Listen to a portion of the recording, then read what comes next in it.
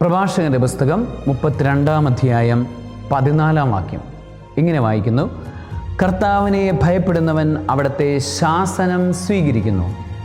പ്രഭാതത്തിൽ ഉണർന്ന് അവിടുത്തെ അന്വേഷിക്കുന്നവന് കൃപ ലഭിക്കുന്നു. കർത്താവിനെ ഭയപ്പെടുന്നവൻ അവിടുത്തെ ശാസനം സ്വീകരിക്കുന്നു.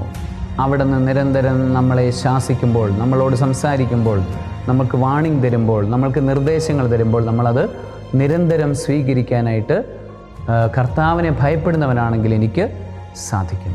ഇനി ഞാൻ പ്രഭാതത്തിൽ ഉണർന്ന് പ്രാർത്ഥിക്കുന്നവനാണെങ്കിലോ ഞാൻ കൃപയുള്ളവനായി തീരും, കൃപയിൽ നിറയുന്നവനായി മാറും. സർവശക്തനായ ദൈവം, പിതാവും പുത്രനും പരിശുദ്ധാത്മാവും പ്രഭാതത്തിൽ ഉണർന്ന് പ്രാർത്ഥിക്കാനുള്ള അഭിഷേകം കൊണ്ട് നിങ്ങളെ നിറയ്ക്കുമാറാകട്ടെ.